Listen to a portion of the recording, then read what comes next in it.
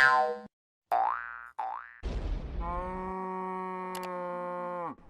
Gaming. Hey there, broskies! Hope you're having a wonderful day. So Wagyu here and back with another Kingdom of Heroes Tactics War video. So today we're going to be discussing Stage 11 of the Sealed Armory. And alongside this, we're going to be discussing the rest of the Sealed Armory because basically B11 is just the conclusion of it all. But anyway, before we begin, some disclaimer. My success rate in autoing B11 Sealed Armory is around 70%, I'd say. So, and my time is quite decent at 2 minutes 10 seconds in auto. So yeah, that's pretty fast. Let me show you guys. Oh, thanks by the way to the person who taught me this, one of our subscribers. Taught me how to check the stats of my team. So as you can see here in Rune Dungeon, Sealed Armory is 2 minutes 8 seconds and my Fafnir's Nest is 1 minute 56. So pretty decent runs. And this is my team composition: Apollon, Apophis, Esperanza, and Freya. I don't know how to say her name until now. But anyway, let's discuss the team composition first and the boss mechanics.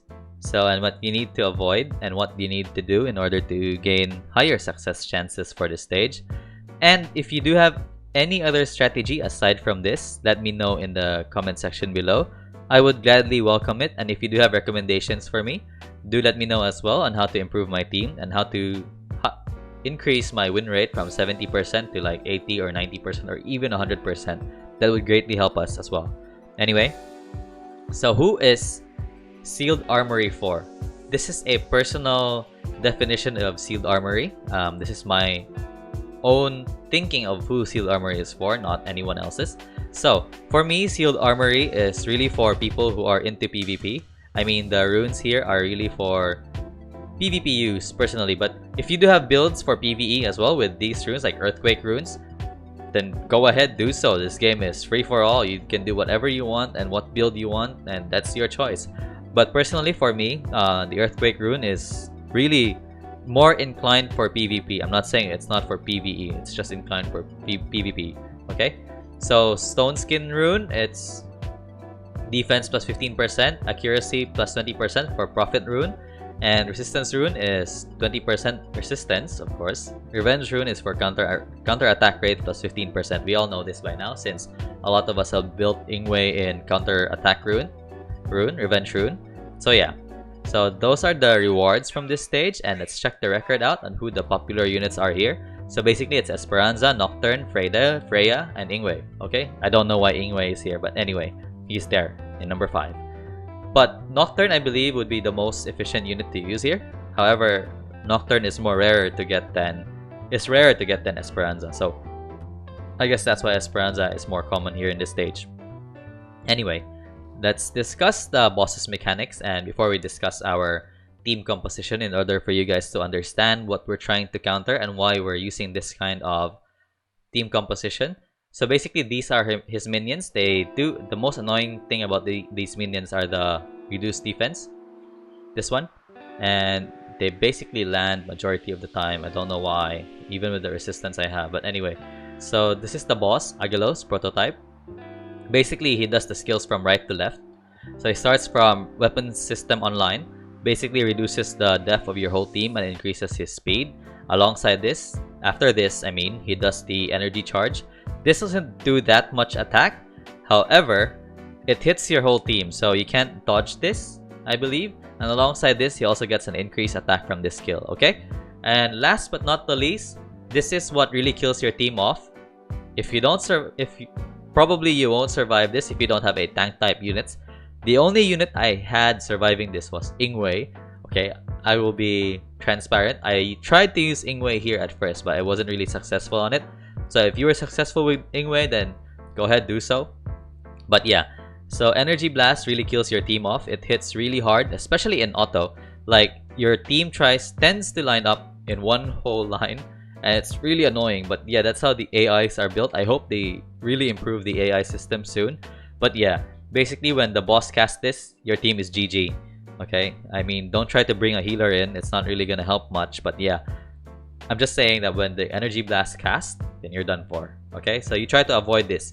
to avoid this, you try to mitigate the action gauge. You try to lower the action gauge as much as you can and increase your speed as much as you can. The higher your speed, the better. As you can see, let me show you guys my lineup. So Apollon is the leader. He is here basically for the speed lead of 24%. Increase all ally speed in dungeon battles, okay? So he's very useful, and this unit can be replaced by Freya, if I may say. Yeah, Freya can be an option here too if you want. However, Apollon is my preferred unit since he has this buff.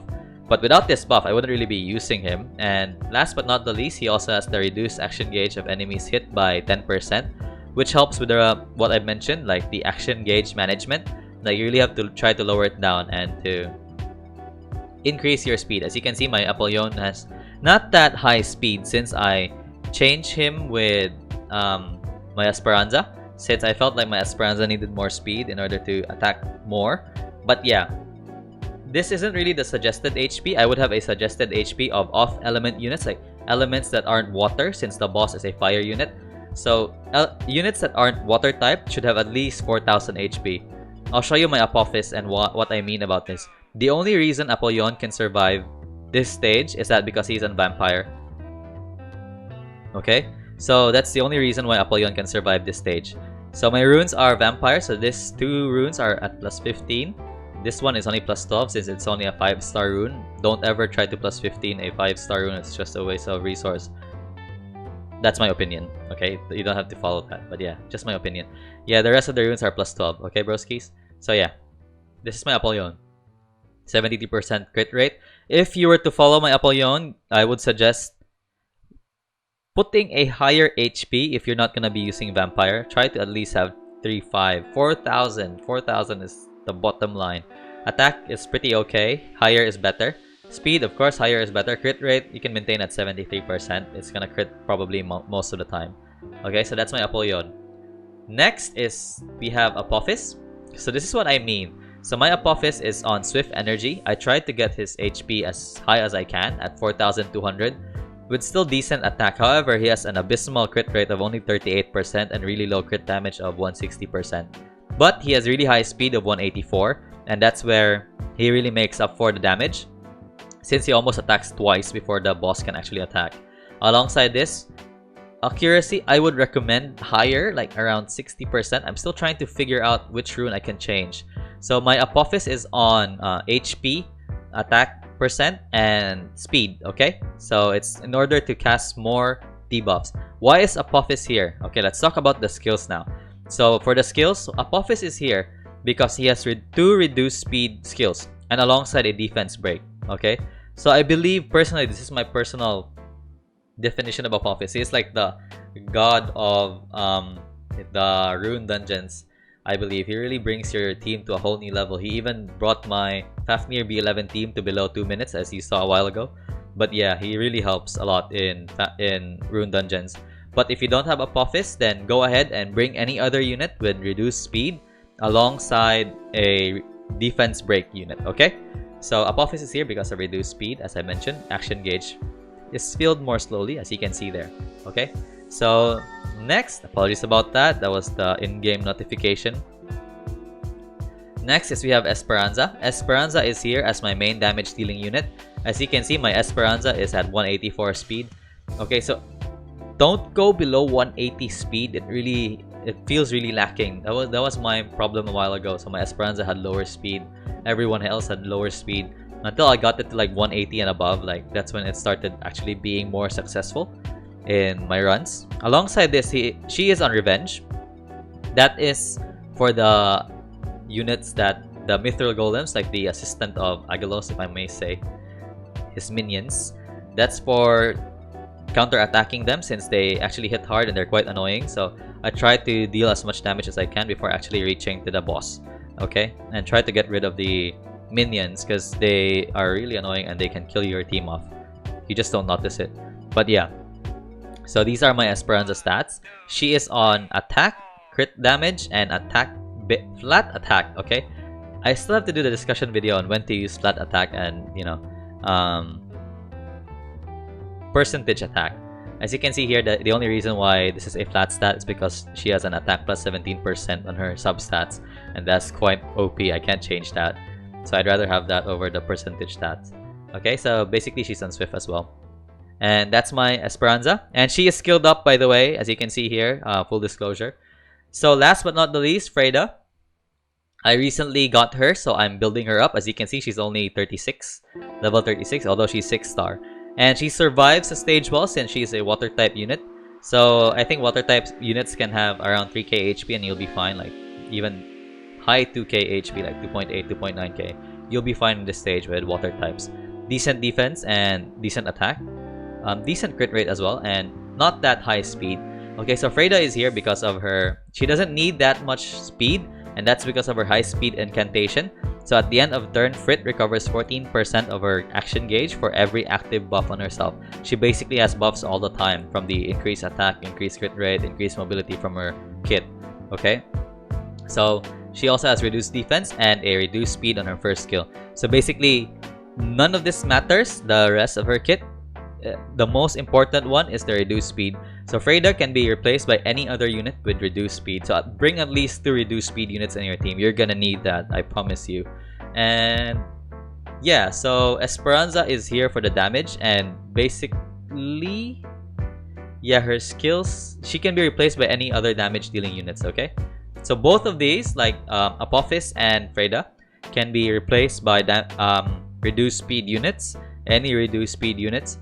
So Apollon can be replaced by Freya or a unit with speed lead as well. I don't know if there's any other unit with speed lead and reduced action gauge. Okay, so basically this stage, the main tip for this stage is try not to let the boss have a turn. Okay, that's your goal. So another unit that can possibly come in is this one, Beowulf. As you can see, I removed his runes. So he has this increased speed and successful hits reduce action gauge. Any unit with reduced action gauge will be useful for this stage, okay? So yeah, that's it for the discussion of units. If you do have any questions, as always, do let me know in the comment section below.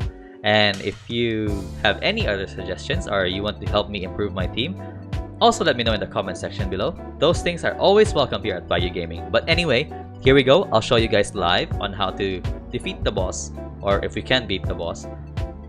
It's also going to be a benefit for us to actually see the team lose, so you'll understand what I mean by try to not let the boss take a turn. I can't emphasize that enough. So yeah, good thing that Esperanza's AI wasn't really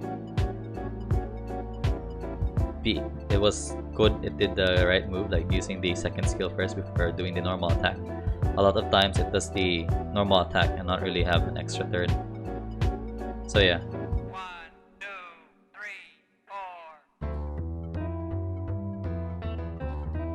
4. You saw like the action gauge reduction, and that's the reason why Apophis is here.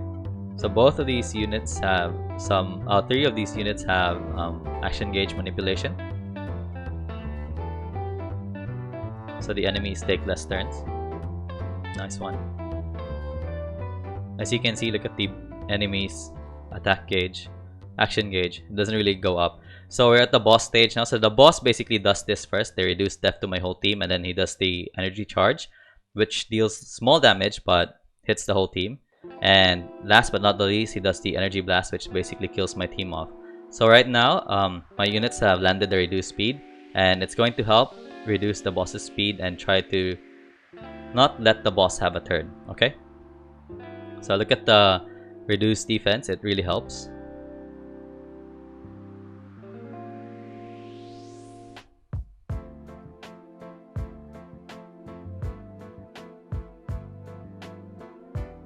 So yeah, we're trying to not let the boss have a turn. And that's what Apollon is for. Okay, we survived that, so we can almost clear the stage. We're halfway through.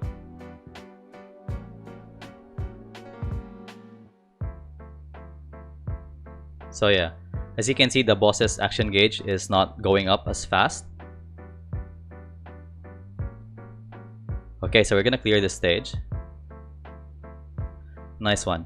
So, if you've observed, like, the action gauge of the boss is the main thing that you have to take account for in this stage.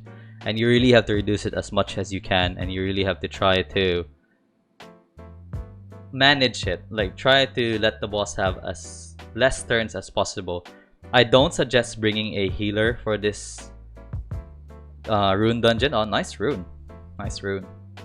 Can be used for Lancelot. I'm trying to build Lancelot now. So yeah. Oh, new best time too. So I don't suggest bringing a healer for this stage, since it's going to be a bit too hard hitting. Like, if it just takes up more time, since you can't really survive the last thing the boss does. So there's no point bringing a healer in. So try to be more efficient on your speed, your attack, and your HP in order to last your units until the boss fight, okay? So if you do have any questions, as always, do let me know in the comment section below. And that's it for this video. Thank you so much for tuning in, and see you in the next video, broskies.